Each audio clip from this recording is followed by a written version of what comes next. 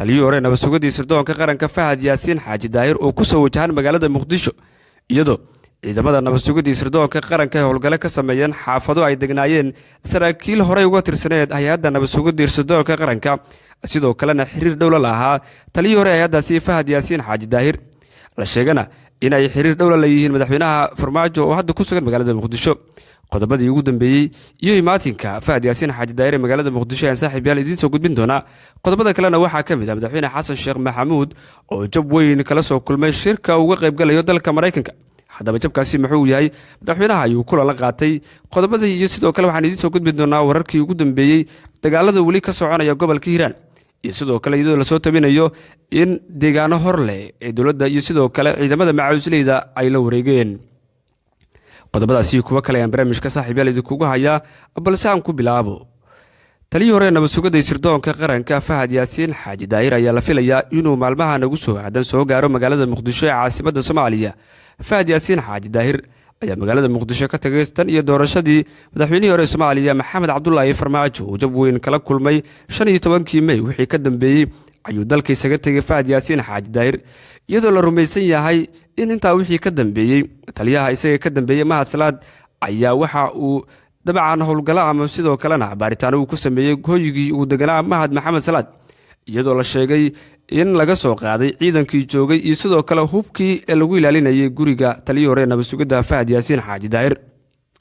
wararka qaar waxay tibaaxayaan in damul jadiid ay qorsheenayaan sidoo kalena shirqoor ay u mareegaan taliyii hore nabad sugidii sirdoonka qaranka Fahad Yaasiin Xaaji Daahir Mahad Maxamed Salaad iyo sidoo kale ciidamo taabacsan ayaa la sheegayaa in ay baaritaano ku sameeyeen guryo ay degan yihiin saraakiil hore uga tirsaneed hay'adda nabad sugidii sirdoonka qaranka oo xiriir dhowna la lahaa Fahad Yaasiin Xaaji Daahir iyo madaxweynihii Soomaaliya Maxamed Cabdullaahi Farmaajo oo wali ku sugan magaalada Muqdisho Fahad Yaasiin Xaaji Daahir ayaa sidoo kale la soo warinayaa inuu hadda ku sugan yahay dalka Turkiga isagoo maalmaha nagu soo aadanna ka soo degi doona garoonka diyaaradaha cad ee magaalada Muqdisho Fahad Yaasiin ayaa la sheegayaa in uu ka damacsan yahay damul jadiid in isagu ay ka hor istaagaan safarkiisa uu ku imaanayo magaalada Muqdisho sidoo kalena baraha bulshada iyo sidoo kale caalamka loo geliyo ceeb weyn oo ay kala kulmaan is-hortaaga ay ku sameynayaan taliyii hore nabad sugidii sirdoonka qaranka Fahad Yaasiin Xaaji Daahir dhanka kale madaxweynaha Soomaaliya Xasan Sheekh Maxamuud ayuu wuxuu jab weyn kala kulmay shirka madasha ama sidoo kale meertada 77 ee ka dhacay dalka Mareykanka shirka waxaa ka soo qayb galaya dalal ka mid ah Afrika iyo sidoo kale kuwa caalamka oo la filayo in laga soo saaro ama looga hadlo arrimo ay ka mid yihiin abaaraha xilligan ka jira guud ahaan caalamka gaar ahaan Soomaaliya iyo sidoo kale amni darada soo wajahday ee geeska Afrika oo lagu garfayn doono madaxweynaha ayaa la filayaa inuu dhowaan khudbad ka jeediyo shirkaasi iyadoo diiradda uu saari doono waxyaabaha looga hadlayo abaaraha ka jira Soomaaliya iyo sidoo kale amni darada iyo dagaalada lagula jiro dagaalamayaasha Al-Shabaab madaxweyne Xasan Sheekh Maxamuud ayaa jabka uu kala kulmay shirkaasi la soo warinaya inay tahay in uu doonayay in isaga iyo madaxweynaha amarada wasaaraha dalka Itoobiya Abiy Ahmed heshiis la kala dhaxdhigo sidoo kalena taasina uu diiday ra'iisul wasaare Abiy Ahmed wararka qaar waxay tibaaxayaan in madax uu ka mid yahay madaxweynaha cusub ee dalka Kenya uu arintaasi dhexdhexaadinayo walow uu ku adkeysanayo ra'iisul wasaaraha dalka Itoobiya Abiy Ahmed in uu san rabin inuu xiriir xilligan la sameeyo madaxweynaha Soomaaliya iyo kooxdiisa damul jadiid dhanka kale haddii aynu eegno howlgallada ka soconaya gobolka Hiiraan ciidamada dawladda ayaa waxay sheegayaan in ay la wareegeen deegaano hor leh oo ka tirsan gobolkaasi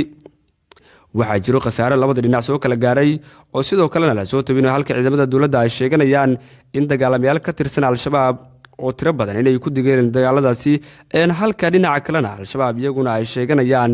in ay dileen askar iyo sidoo kalena ciidamada dawladda ka tirsan iyo kuwa macawisleyda deegaankii ugu dambeeyay Al-Shabaab laga qabsaday ahaa deegaanka Booco ee gobolka Hiiraan xilli taliyaha ciidanka dhulka uu maanta shaaciyay in la isku mari karo wadada xiriirisa Buulaburte iyo sidoo kale Beledweyne oo muddooyinkii la soo dhaafaba xirneed iyadoo aan loo ogoleyn inay maraan dadka shacabka iyo sidoo kale gaadiidka dawladdu ay leedahay Buulaburte iyadoo qudheeda sanadihii la soo dhaafay waxaa saarnad xayiraad iyadoo dadka iyo dunyada ama sidoo kale dadka ku nool degmadaasi raashinka iyo sidoo kale quudka isticmaalaan lagu keeni jiray diyaarado magaaladaasi ayaa waxaa go'doon u saarnaa sanadihii ugu dambeeyey iyadoo sidoo kalena gudoomiyaha gobolka Hiiraan uu shaaciyay in howlgallada iyagu ay ku guuleysteen sidoo kalena uu sheegay in dhammaan gobolka Hiiraan xilligan uu xur yahay sidoo kalena saaxiibayaal deegaano ka tirsan gobolka Galgaduud waxaa ka jira gulaf ciidan ee dadka deegaanka oo ay uga soo horjeedaan dagaalamayaasha Al-Shabaab xilli magaalada Muqdisho ee laga dhoofiyay ciidamo aad u tiro badan oo la qorsheynayo in loo sii gudbiyo degmada Ceelbuur iyo deegaano hoostaga magaalada Muqdisho haatan waxaa ka jira sidoo kale abaabul ay sameynayaan qabaa'ilada degmooyinka Ceelbuur iyo sidoo kale degmada Celeere ee gobolka Galgaduud iyagoo sheegaya in ay doonayaan in sidii ay beel ka mid ah beelaha gobolkaasi ay sameeyeen oo ay ciidamo ka dejiyeen magaalada Dhuusareeb iyaguna inay abaabul sameeyaan oo ay deegaanadooda sidoo kalena gacanta Al-Shabaab ay kala wareegaan deegaanadaasi dhaca gobolka Hiiraan ayaa waxaa muddooyinkii u dambeeyay gacanta ku hayay maamulayay dagaalamayaasha Al-Shabaab xilligan uu ka jiro guud ahaan Soomaaliya gaar ahaan gobolada Galgaduud iyo Hiiraan guluf dagaaleed oo laga soo horjeedo dagaalamayaasha Al-Shabaab iyadoo la rumaysan yahay in xilligan gobolka Hiiraan deegaano ay maamulayeen Al-Shabaab 10kii sano ee ugu dambeeyay gacantooda laga maroojiyay wararkii ugu dambeeyay Dugaal TV na saaxiibayaal wanaagsan